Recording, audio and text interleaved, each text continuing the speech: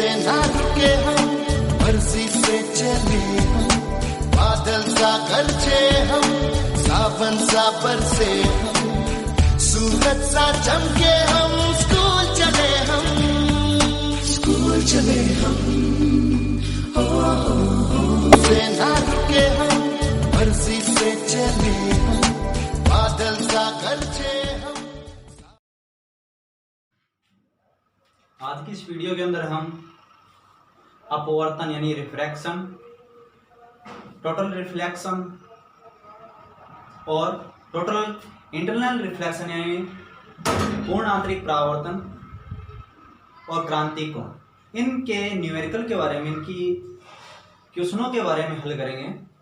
इनकी असाइनमेंट है, वो हम प्रॉब्लम होती है वो सोल्व करते हैं। तो आपके पास में फर्स्ट क्वेश्चन है, वायु में प्रकाश का वेग 3 × 10⁸ मीटर प्रति सेकंड, यानी वायु के अंदर प्रकाश का वेग यानी c की वैल्यू क्या आपके पास में 3 × 10⁸ मीटर प्रति सेकंड।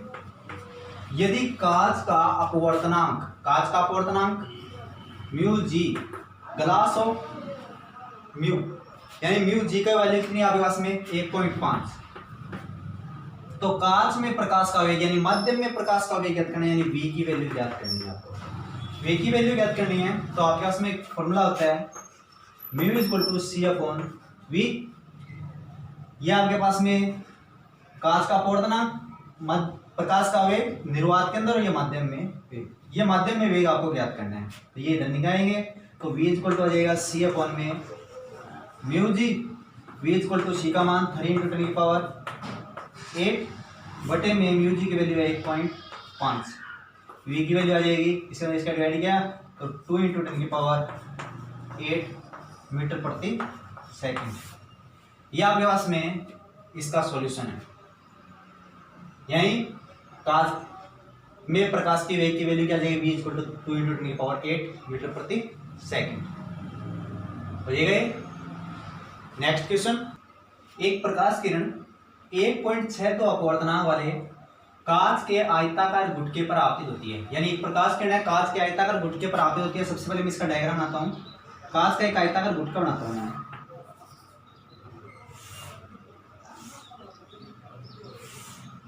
ये कांच का आयताकार गुटका हो गया। एक प्रकाश किरण 1.62 अपवर्तनांक कांच के आयताकार गुटके पर, यानी म्यू जी की वैल्यू कितनी आ गया इसमें, कांच का अपवर्तनांक म्यू जी = 1.62। इसके ऊपर क्या हो रही है, आपतित होती है। यदि परावर्तित और अपवर्तित किरण परस्पर लंबवत है, जैसे कि आपके पास में ये कोई प्रकाश किरण इसके ऊपर आपतित हुई, यहां पे अभिलंब बन गया, ये अभिलंब हो गया। अब इसने कहा यदि परावर्तित और अपवर्तित किरण, ये किरण क्या होगी आपके पास में परावर्तित। अब कोई प्रकाश किरण विरल माध्यम से सघन माध्यम में आ रही है, यानी एक माध्यम से दूसरे माध्यम में आ रही है, तो क्या होगी, विरल से सघन में आएगी तो अभिलंब की ओर झुक जाएगी, तो ये इस तरीके से अभिलंब की ओर झुक गई, ये डायरेक्शन है। अब ये तो आपके पास में कौन सी किरण है, परावर्तित, और ये कौन सी है, अपवर्तित। ये अपवर्तित किरण है और ये आपके पास में आपतित किरण है। अब देखो, ये आपतन कोण I और ये परावर्तन कोण R। अब देखो, आपतन कोण परावर्तन के नियम के अंदर क्या होता है, परावर्तन के नियम के अंदर होता है आपतन कोण परावर्तन कोण के बराबर होता है। तो ये आपतन कोण परावर्तन कोण के बराबर, तो ये I, तो इसको भी मैं क्या मान लूंगा I। और ये कौन सा है, अपवर्तन कोण को मैंने क्या मान लिया, R मान लिया। अपवर्तन कोण क्या हो गया इसमें, R। क्वेश्चन के अंदर क्या है, यदि परावर्तित और अपवर्तित किरण परस्पर क्या है, लंबवत है, 90 डिग्री है।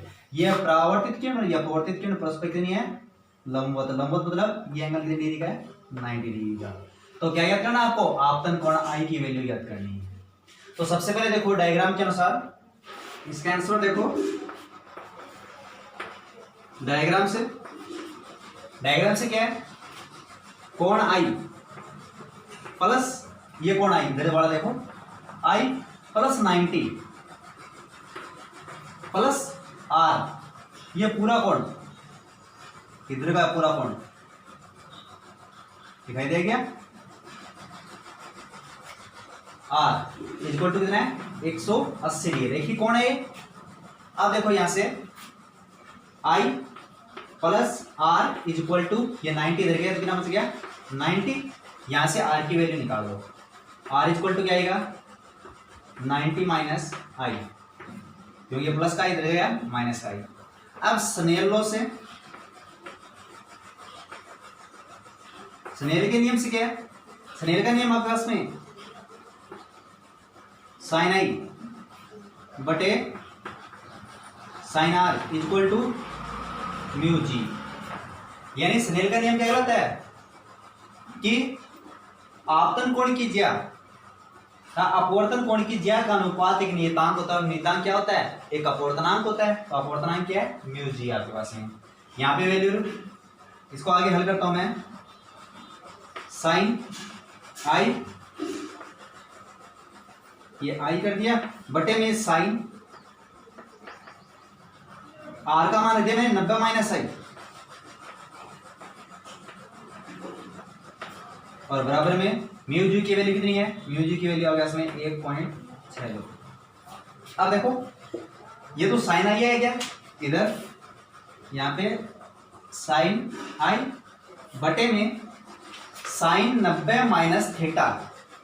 साइन 90 माइनस थीटा क्या होता है, कोस थीटा होता है। ये साइन 90 माइनस थीटा का फॉर्मूला क्या आ गया, कोस थीटा, यानी कोस आई बराबर 1.62। साइन बटे कोस क्या हो जाएगा, साइन थीटा बटे cos theta tan theta, tan I equal to 1.62। आई की वैल्यू निकालेंगे तो टेन इधर यहाँ पे इंटू इधर डिवाइड में चला गया, टेन इनवर्स 1.62 और टेन इनवर्स 1.62 का मान क्या आ जाएगा, आई इक्वल टू 58 डिग्री। कितना आ जाएगा 58 डिग्री। तो आपके पास में यही याद करना था आपतन कोण। तो आपतन कोण का मान कितना आ जाएगा 58 डिग्री। तो ये 58, तो ये भी कितना हो गया 58 हो जाएगा। ठीक है, तो ये क्वेश्चन आपके पास में, ये क्वेश्चन समझ में आ गया होगा कि इस क्वेश्चन के अंदर देखो आपके पास में I plus 90 plus R is equal to दिया 180। ये 90 यहाँ से एक 180 में से माइनस हो जाएगा तो क्या आएगा, I plus R is equal to 90। R is equal to क्या आएगा, ये प्लस का इधर जाएगा माइनस का, 90 माइनस आई। स्नेल लॉ से क्या हो जाएगा, साइन आई बटे sine R is equal to mu G. यहाँ पे देखो साइन आई बटे साइन आर की वैल्यू मैंने रख दी 90 minus I equal to mu G की वैल्यू कितनी है 1.62। साइन 90 माइनस थीटा क्या आ जाएगा कोस थीटा, तो साइन आई बटे क्या आ जाएगा cos I equal to 1/1.62। Sine बटे कोस क्या हो जाएगा 10, tan I equal to 1.62। Tan यहाँ पे इंटू में इधर किस में चला गया डिवाइड में, तो यानी टेन इनवर्स कर दिया मैंने 1.62। आई की वैल्यू क्या आ जाएगी, टेन इनवर्स 1.62 की वैल्यू कितनी होती है 58। आपतन कोण की वैल्यू कितनी आ जाएगी 58, यानी 58 डिग्री हो जाएगी। ठीक है, क्वेश्चन समझ में आ गया आपके। आगे ये तीसरा क्वेश्चन है, प्रकाश के किसी रंग की वायु में तरंग दैर्घ्य है। वायु मतलब लैम्डा, तरंग दैर्घ्य को लैम्डा से व्यक्त करते हैं। वायु में लैम्डा ए की वैल्यू है 6000 एंगस्ट्रॉम। जो जल में 4500 एंगस्ट्रॉम होती है, लैम्डा डब्ल्यू वाटर की हो जाती है 4500 एंगस्ट्रॉम। ये हो गई। तो जल में प्रकाश की चाल ज्ञात की है। जल में क्या याद करनी है, प्रकाश की चाल। जल में प्रकाश की चाल यानी वी डब्ल्यू की वैल्यू ज्ञात करनी है आपके। जल में क्या याद करनी है, प्रकाश की चाल यानी प्रकाश का वेग ज्ञात करना है। आपके पास में फॉर्मूला होता है μ2 बटे μ1 बराबर v1 बटे v2 बराबर λ1 बटे λ2। हम इन दो चीजों को उठा लेते हैं। ठीक है, जैसे आपके पास में ये मैंने हवा में प्रकाश का वेग मान लिया यानी va मान लिया, बटे में ये मैंने जल में प्रकाश का वेग vw मान लिया, बराबर जब ये 1 है तो ये भी 1 है, तो ये हवा में प्रकाश का वेग, तो ये क्या जाएगा हवा में प्रकाश की तरंग दैर्घ्य। और 2 इक्वल टू 2 है तो ये जल में प्रकाश का वेग, तो ये क्या जाएगा जल में प्रकाश की तरंग दैर्घ्य। क्या जाएगा, आपको क्या करना है VW की वैल्यू निकालनी है। तो VW की वैल्यू निकालनी है तो इनको पलट देंगे तो आपके पास में क्या जाएगा VW अपॉन VA बराबर, ये भी पलट जाएगा lambda W upon lambda A। आपको इसका मान निकालना है, ये भाग में किसमें चला जाएगा, इनटू में, तो वी डब्ल्यू इक्वल टू आ जाएगा लैम्डा डब्ल्यू अपॉन लैम्डा ए इनटू में वी ए। ये आ गया। यहाँ पे हल करते हैं, वी डब्ल्यू बराबर लैम्डा डब्ल्यू की वैल्यू कितनी आ गया इसमें 4500 बटे में लैम्डा ए की वैल्यू आपके पास में 6000 और गुणा में वी ए यानी निर्वात में प्रकाश का वेग या हवा में प्रकाश का वेग होता है 3 × 10⁸। इसको डिवाइड कर देंगे, 20 से 20 गया, 15 से काट दो 60, 15 × 3 45 और 15 × 4 60। ये कितना आ जाएगा, वी डब्ल्यू इक्वल टू 3 की 3 से मल्टीप्लाई की 9 बटे में कितना आ जाएगा 4 और गुणा में आ जाएगा 10⁸।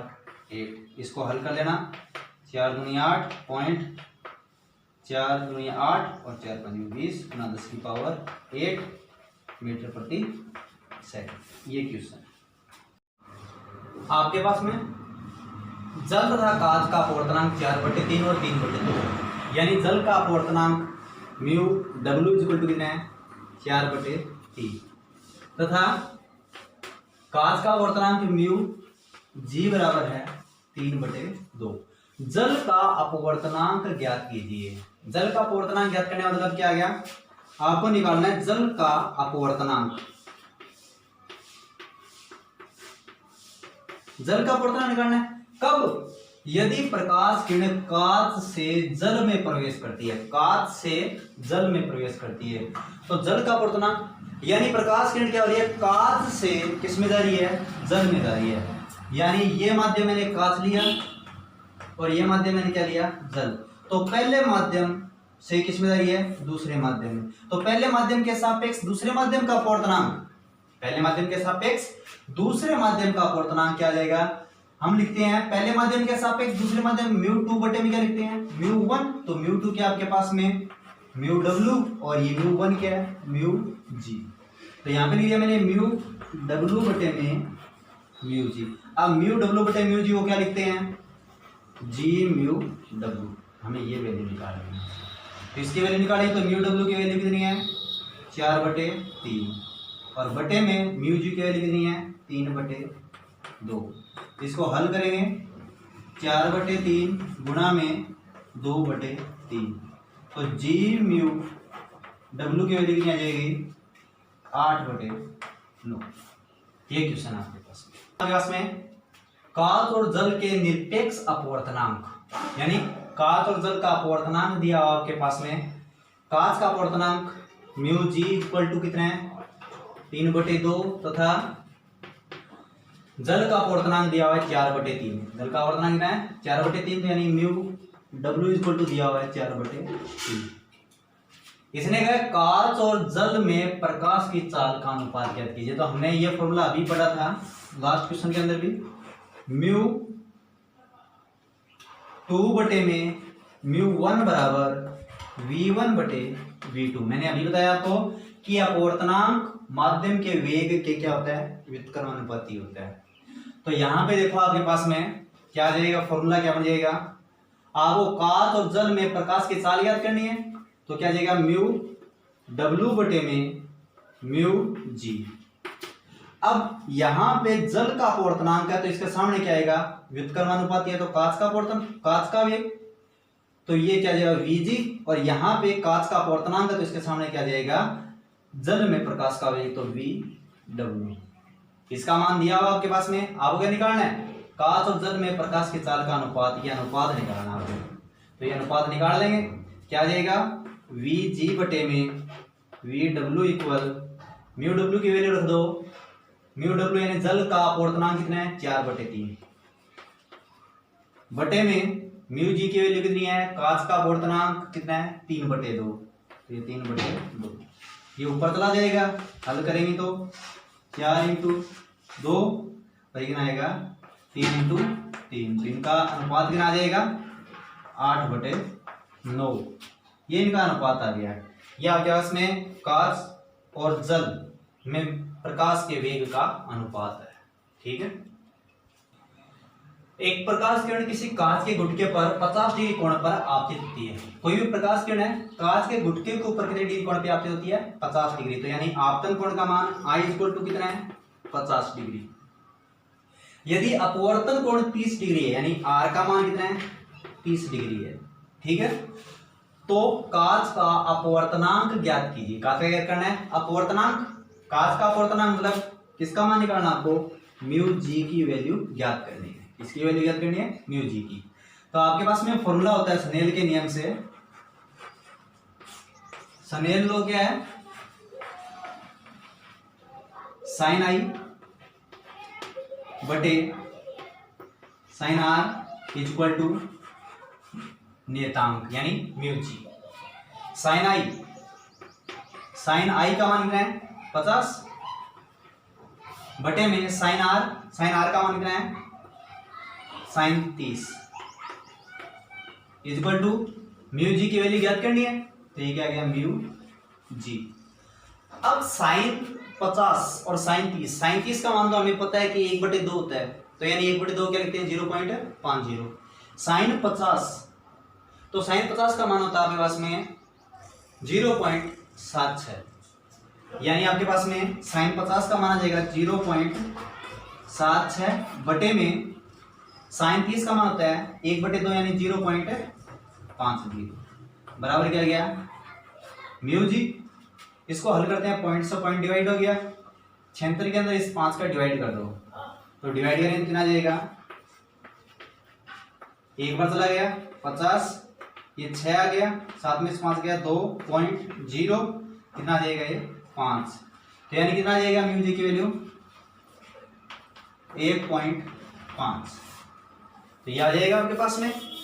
तो आपके पास में कांच का अपवर्तनांक कितना होता है? 1.5 होता है। क्वेश्चन समझ में आ गया? ये क्वेश्चन आपके पास में यदि हीरे का अपवर्तनांक 2.42 यानी हीरे का अपवर्तनांक डायमंड म्यू डी, डायमंड का अपवर्तनांक है 2.42, तो उसके लिए क्रांतिक कोण का मान ज्ञात कीजिए। किसका मान निकालना है? क्रांतिक यानी क्रिटिकल एंगल का मान निकालना है। IC की वैल्यू निकालनी है। तो आपके पास में अपवर्तनांक तथा क्रांति कोण के मध्य संबंध क्या होता है? तो यहां पे देखो, अपवर्तनांक तथा क्रांति कोण पूर्णांतरिक परावर्तनीय घटना में पढ़ा था हमने। अपवर्तनांक तथा क्रांति कोण के मध्य संबंध, और वो संबंध क्या होता है? साइन IC इक्वल टू 1/म्यू। डायमंड है तो D आ जाएगा। क्या आ जाएगा? साइन IC इक्वल टू 1/म्यू होता है फॉर्मूला। तो हल कर लेंगे इसको। साइन IC इक्वल टू 1/म्यू डी की वैल्यू रख दो, कितना आएगा? 2.42।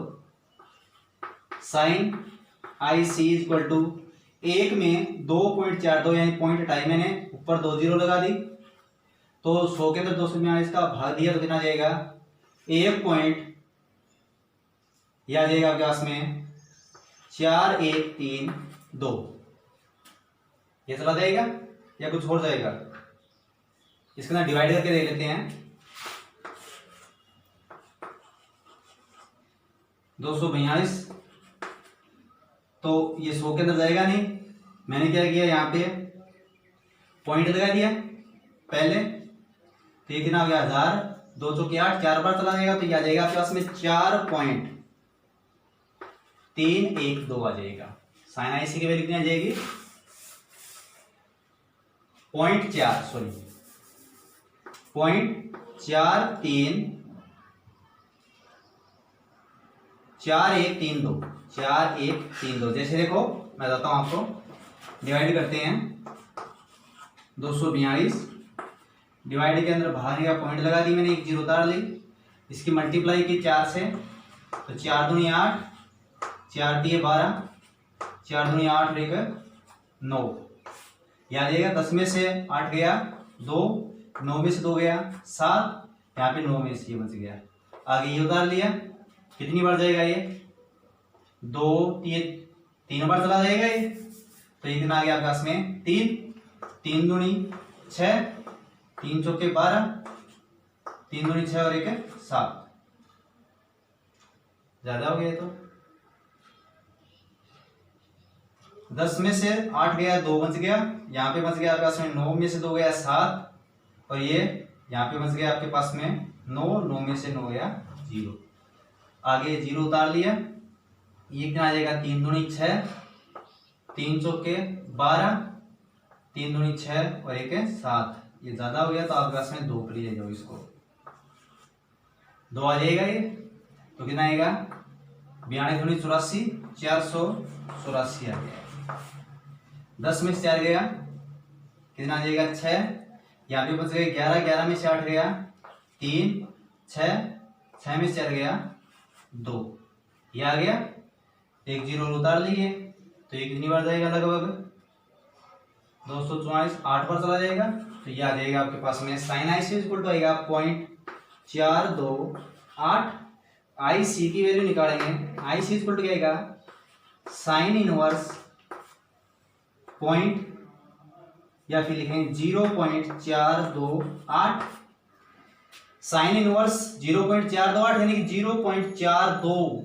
आपके पास में देखो साइन 30 की वैल्यू होती है 1/2, साइन 30 की वैल्यू कितनी होती है 1/2 यानी 0.5, लेकिन ये 0.4 है, तो यानी साइन 30 से कम होगा मान, तो साइन 30 से मान कितना होगा लगभग कितना कर दोगे, आई सी इज इक्वल टू लगभग 25 डिग्री, या फिर हीरे का अपवर्तनांक हमें पता है 24.4 डिग्री, ये हो जाएगा।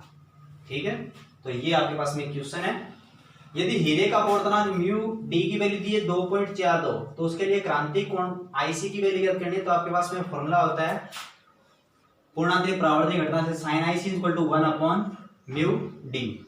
Sign IC equal to mu की वैल्यू 1 और म्यू डी का मान क्या रहेगा 2.4, 2 पॉइंट हटाई, तो ऊपर 100 लग गया, 100 के अंदर 242 का भाग दिया, तो साइन आईसी इक्वल टू कितना आ गया 0.428, ये आ जाएगा। साइन यहाँ पे इनटू में डिवाइड में चला गया, साइन इनवर्स 0.428, अब 4 यहाँ पे आ जाओ, 4 2 आ जाओ 0.42, तो आपके पास में 0.50 होता है साइन 30 डिग्री का मान, तो 4 2 मतलब उससे कम है, तो ये साइन 30 से भी कम हो जाएगा, साइन 30 लगभग 25 डिग्री या फिर 24.4 डिग्री के लगभग, तो यह आपके पास में हीरे का क्रांतिक कोण मान आ गया 24.4 डिग्री। ठीक है, हमारे पास में नेक्स्ट क्वेश्चन है, एक प्रकाश तंतु तार के लिए क्रोड का अपवर्तनांक 1.47 तथा क्लोडिंग का अपवर्तनांक 1.31 है। आपतन कोण आई का मान ज्ञात करना है, अब की बार क्रांतिक कोण का मान नहीं ज्ञात करना, आपतन कोण आई का मान ज्ञात करना है, जिसके लिए प्रकाश तंतु तार है उसके अंदर पूर्णांतरिक परावर्तनीय घटना होती है। हमने लास्ट वीडियो के अंदर पूर्णांतरिक परावर्तनीय घटना पढ़ी थी, उसके अंदर हमने पढ़ा था ऑप्टिकल फाइबर केबल ओएफसी प्रकाश तंतु तार। उस प्रकाश तंतु तार के अंदर मैंने आपको बताया था कि क्रोड का जो अपवर्तनांक होता है, उस क्रोड का अपवर्तनांक क्लोडिंग के अपवर्तनांक से ज्यादा होता है, और यहाँ पे भी यही है कि क्रोड का अपवर्तनांक 1.47 और क्लोडिंग का अपवर्तनांक 1.31 है। तो आपके पास में स्नेल के लॉ से या पूर्णांतरिक परावर्तनीय घटना से हमने पढ़ा था कि sine I C equal to 1/म्यू, ये फॉर्मूला पढ़ा था कि पूर्णांतरिक परावर्तनीय घटना के अंदर पढ़ा था sine I C equal to 1/म्यू।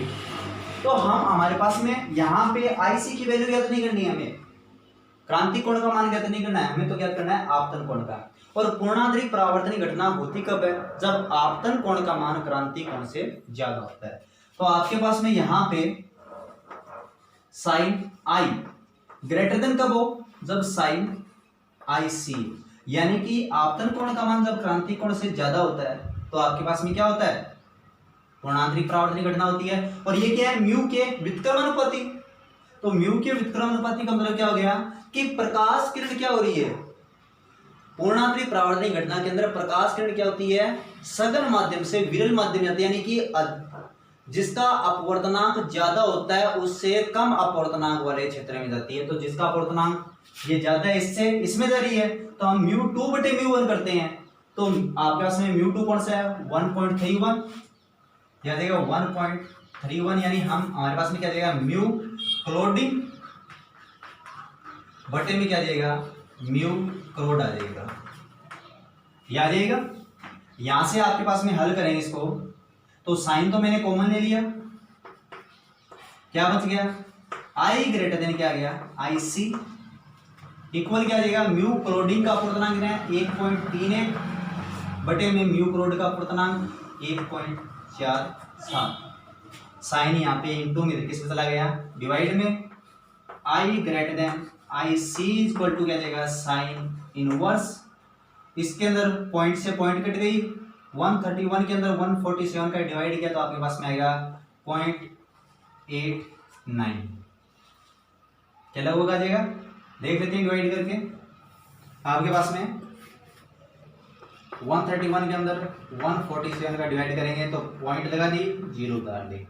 अब कितनी बार जा रहा है, हल कर लेते हैं इसको, 8 बार, 147 के 8 से मल्टीप्लाई करते हैं, 8 7 56, 5 8 चौके 32 और 5 37, 3 8 कम 8 और 3 11, ये आ जाएगा, या 9 बार जाएगा, 9 बार भी देख लेते हैं, 9 7 63, 6 9 चौके 36, 36 और 6 42, 4 9 एकम 9 और 4 13, तो ये तो ज़्यादा हो जाएगा तो 0.8 पे चला जाएगा, कितना आ गया 1176, 10 में 6 गया 4, यहाँ पे बच गया आपके पास में 10 में से 7 गया 3 और ये 2 में से गया 1, ये और आ गया तो अब कितनी बार चला जाएगा 9, ये आ जाएगा आपके पास में 0.89।